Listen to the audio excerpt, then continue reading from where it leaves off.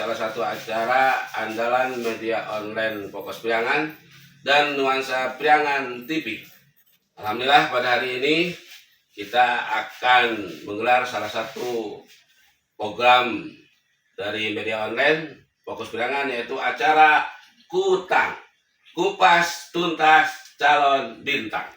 Alhamdulillah pada hari ini saya bertemu dengan seorang tokoh muda di Kabupaten Garut. Beliau aktivis pergerakan yang informasinya pada pileg sekarang ini akan maju menjadi wakil rakyat di DPRD Kabupaten Garut, yaitu dengan saudara Muhammad Muktiari, caleg dari Partai Nasdem Dapil 1. Oke, kita simak acara Kutang berikutnya. Oke, untuk sesi pertama silakan Kang Arif perkenalkan kepada pemirsa biografi Kang Arif mulai dilahirkan sama orang tua sampai sekarang ini. Bismillahirrahmanirrahim. Assalamualaikum warahmatullahi wabarakatuh. Terima kasih Kang Haji Aep dalam acara ini. Mungkin ini momen yang sangat berharga bagi saya. Yang pertama mungkin nama saya Muhammad Muktiari. Saya lahir di Garut 8 Agustus 1972. Iya, masih muda ya? Masih muda, 51 tahun. Pendidikan saya mungkin sarjana S1. Iya. Saya dulu biografi organisasi, saya pernah menjadi ketua KMPI Kabupaten Garut, ketua himpunan pengusaha muda Kabupaten Garut, dan juga mungkin organisasi-organisasi lainnya. Dan hari ini saya menjadi ketua pemuda Pancamarga Kabupaten Garut sebagai anak dan keturunan daripada pejuang kemerdekaan. Luar biasa. Itu mungkin biografi saya. Gitu, kan. Di partai sendiri barangkali? Partai saya masuk di Partai Nasdem. Partai Nasdem sebagai wakil ketua 3 bidang kaderisasi dan pendidikan politik. Itu mungkin pengalaman saya berorganisasi. Alhamdulillah saya sama ketua Ibu Haja Diah Kurniasari dipercaya menjadi wakil ketua kaderisasi dan pendidikan politik. Siap. Oke, kita lanjutkan acara Kutang berikutnya. Kang Arif. Nah, Kang Arif itu sebenarnya udah enak jadi pengusaha ya. Tapi kenapa Kang Arif ingin menjadi anggota DPR? Apa maksud dan tujuan Kang Arif ingin menjadi anggota DPR? Gini. Karena ingin terhormat atau karena ingin dapat aspirasi? Silakan sampaikan, Pak. Gini, Kang Haji ya, ini sebuah inspirasi bagi saya. Karena kalau saya kan orang organisatoris. Orang organisatoris itu apalagi intinya organisasi-organisasi saya pernah menduduki organisasi kepemudaan di Kabupaten Garut. Intinya karena kita juga di sisi lain kita juga usaha, tapi juga di sisi lain kita pengen ada lah sebuah perubahan. Itu baik khususnya mungkin di parlemen lah. Karena parlemen itu kita berbicara kepentingan masyarakat. Oke lah, kita hari ini misalkan saya dapil 1 yang mewakili mungkin hampir 320 sekian ribu aktif di dapil 1 dan mungkin 142 TPS yang ada di dapil 1. Mungkin itu beragam dari semua partai ada gitu kan. Mungkin caleg dari Partai Nasdem juga ada 9 orang gitu kan. Nah ini mudah-mudahan lah dengan niat kita tulus pengabdian terhadap masyarakat atau pengabdian terhadap negara.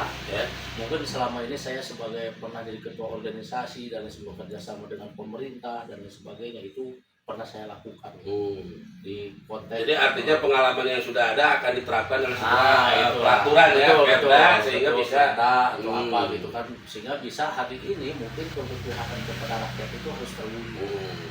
Gitu Pak Ji. Kang Arif banyak aktif di organisasi, tetapi kenapa untuk caleg ngambil kendaraan Nasdem? Apa dasarnya? Apa karena ada bebas mahar atau bagaimana? Silakan jelaskan. Begini, ini kan saya figur Surya Paloh itu kan figur saya. Waktu pada waktu itu saya pernah di Golkar dan beliau juga pernah mencalonkan ketum Golkar pada waktu itu dengan dengan bukan kekalahan ya, dalam artian menangnya Abu Rizal Bakri pada waktu itu nasional. Ini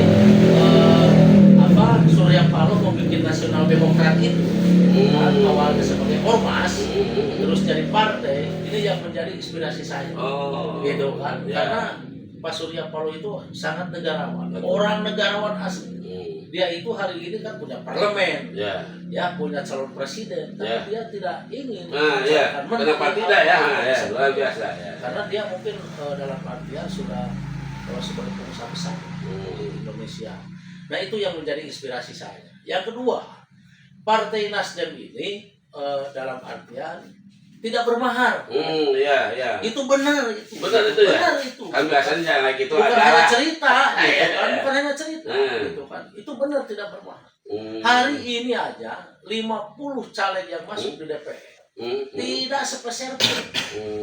Ketua kita itu dalam Berbeda dengan partai dulu ya. ya dalam artian lah. Ya, Intinya ya. kan ada pendaftaran, ya, bahasanya formulir, seperti apa itu. kan bahasa Ya. Alhamdulillah Partai Nasdem itu hari ini. Dan saya juga masuk hari ini di anggota Bapilu.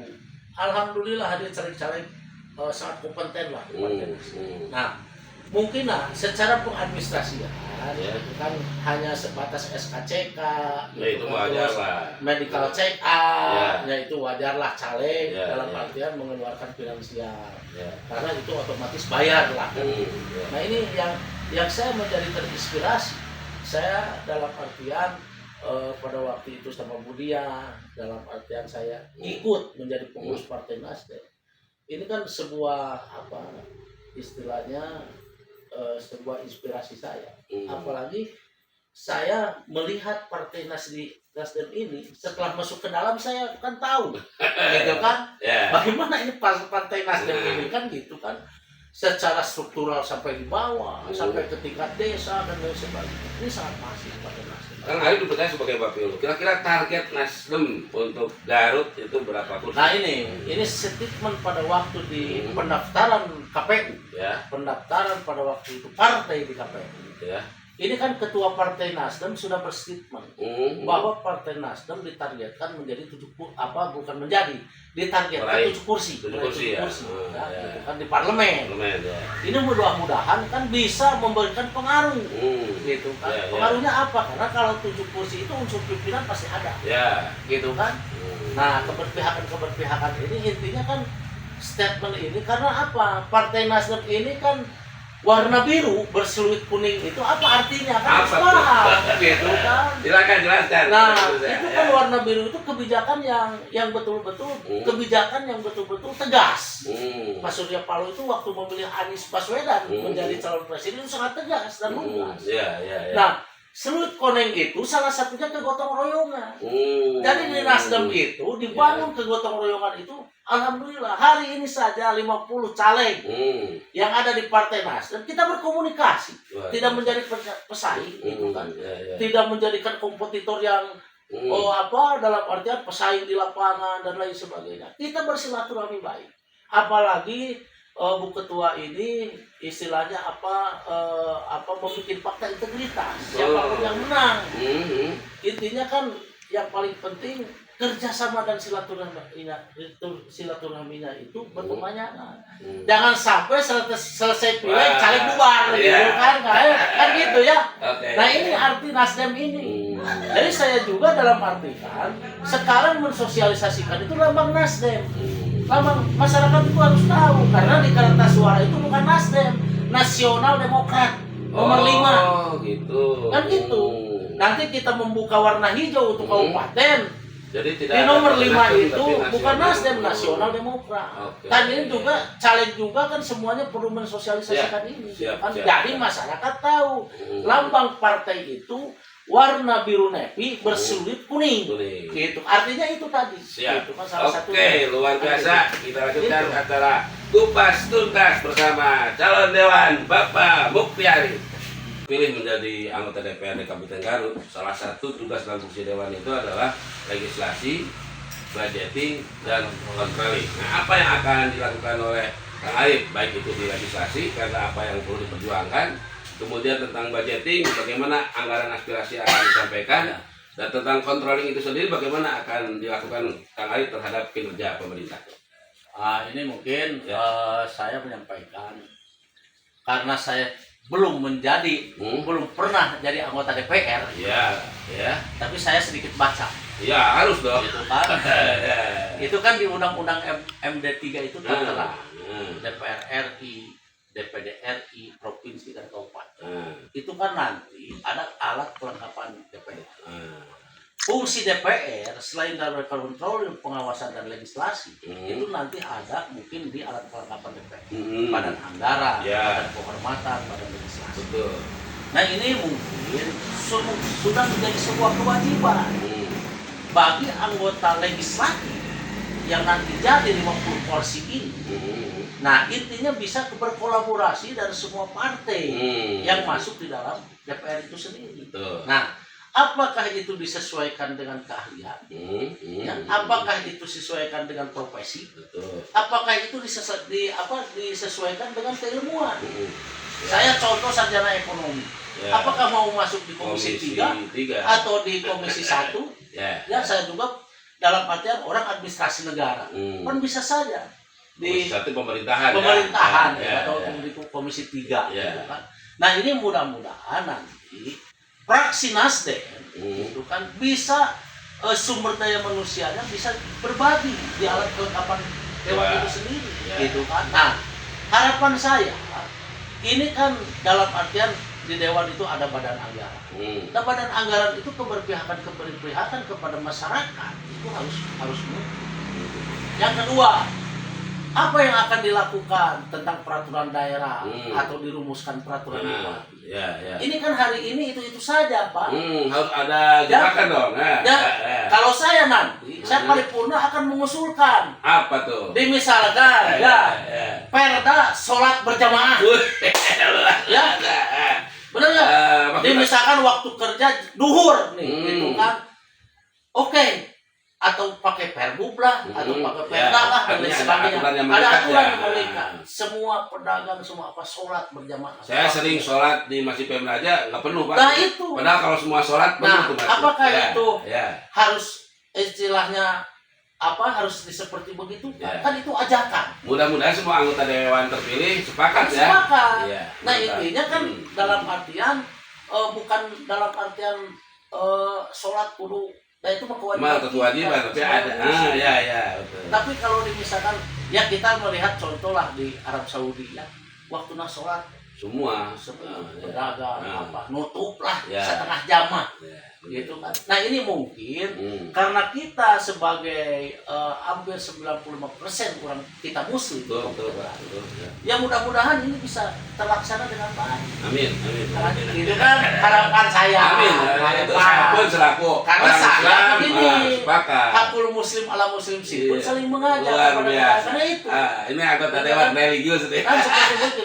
Bukan hanya dalam artian kita emang oke lah religi harus kita pertahankan. Kita juga kan dalam artian nasionalis juga harus kita pertahankan. Karena apa? Jadi hari ini bonus demografi ini kita keemasan itu ada 4 poin yang mengganggu negara keemasan itu. Apa tuh? Nah kaitannya dengan yang tadi itu. Yang pertama pemerintahan yang korup. Pemerintahan korup ya. Yang kedua, rasa nasionalisme bangsa kita itu sudah kurang. Sudah, memudar ya. Benar. Rasa gotong royong, rasa kerjasama sudah kurang. Gitu kan. Yang ketiganya, investasi asing menguasai lahan kita. Ya, oligarki kan kalau seperti begitu. Ya, betul. Betul nggak? Yang keempatnya apa? Dalam artian kita istilahnya apa? Pemerataan industri. Itu kan pemerataan industri itu harus baik. Jangan hanya sekarang UMR kecil dikejar oleh investor, kan gitu. Tapi di daerah pun juga jangan sampai kepada masyarakat Kabupaten Garut jangan sampai menjual aset-aset kita semua ke asing. Ya, sepakat. Ya. Sepakat enggak Kang? Sepakat. Itu aja. Kita harus hidup di negara sendiri. Ya. Berdiri di negara kita Betul. sendiri. Ini mungkin luasnya gitu kan. Siap. Tapi kembali lagi kepada yang tadi antara kontrol legislasi dan pengawasan ini harus dilakukan. Bukan hanya sebatas DPR itu reses, bukan sebatas itu saja. Pribadi itu sudah ada di dalam protap dan kita melaksanakan kerja itu itu melaksanakan peraturan pemerintah dan perundang-undangan. On the track-nya di sana. Siap. Tapi kan harus kita olah dengan baik gitu kan. Nah, intinya apa persoalan-persoalan ini? Nah, ini hari ini parlemen kita yang 50 kursi dan lain sebagainya.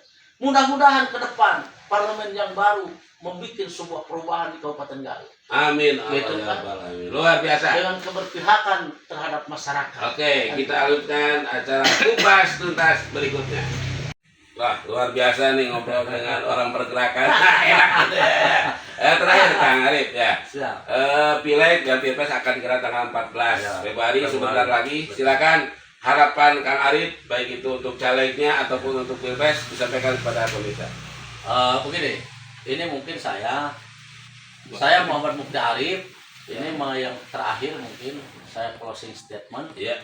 Muhammad Mukti Arif, saya nomor 2 Nomor 2 dari Partai Nasional Demokrat, Ya. Partai Nasdem, dapil 1. Dapil 1. Menyangkut Tarogong Kidul, Tarogong Kaler, Banyuresmi dan Leles Kadungora. Iya. Ini masyarakat mudah-mudahan bisa mengedukasi para calon legislatif yang akan duduk di parlemen itu yang berkualitas. Ya. Bukan hanya berpikir pragmatis uang saja, gitu kan? Karena berbicara politik, kos politik itu pasti ada, gitu kan? Ya. Kalau selalu masyarakat diarahkan ke arah pragmatis, ini dalam artian sumber daya manusia yang akan duduk di parlemen itu, ya ceritanya panjang. Betul. Yang kedua, masalah pencoblosan di tanggal 14 Februari. Marilah kita bersama-sama memilih calon legislatif yang benar-benar bisa membawa aspirasi masyarakat. Dan masyarakat pun juga harus cerdas memilih. Betul. Gitu kan, melihat sumber daya manusia legislatif itu, calon legislatif itu seperti bagaimana. Betul. Terus masalah Pilpres. Ya. Ini pencoblosan mudah-mudahan karena saya representasi di Partai Nasdem, gitu kan. Ya otomatis mungkin nomor 1. Nomor 1 Gitu kan, nomor 1 Capres Anies Baswedan dan Caimin, Muhaimin Iskandar. Ya. Itu mungkin dari mulai debat, dari mulai masyarakat bisa menilai lah, gitu kan. Masyarakat bisa menilai. Dan juga masyarakat ini berpikir kita harus demokrasi. Mau kemanapun itu hak masyarakat. Secara pemilihan umum jurdil, jujur, adil dan luber, ya, gitu kan. Jujur, adil dan istilah tertutup bagaimana rakyat itu nanti berpilih. Nah, di sisi lain saya sekali lagi ini mudah-mudahan saya Muhammad Mukti Arif bisa terpilih di dapil 1, gitu kan, menjadi calon legislatif di Kabupaten Garut. Apa tujuannya? Akan membuat sebuah perubahan. APBD berpihak kepada rakyat. Itu aja Kang Haji. Ya, terima kasih. Alhamdulillah aku pas tuntas sama Kang Arif Mukti. Walaupun sebentar, mudah-mudahan ini menjadi pembelajaran bagi masyarakat sehingga masyarakat bisa cerdas dalam menentukan pilihan. Jangan sembarangan, jangan kumaramena, tapi pilihlah caleg yang benar-benar berpihak kepada kepentingan rakyat. Demikian pula untuk Pilpres, mari kita salurkan aspirasi kepada calon pemimpin nasional yang benar-benar berpihak kepada rakyat. Oke, itu saja yang bisa kita buat bersama Kang Arif Mukti. Kita lanjutkan acara kupas tuntas berikutnya.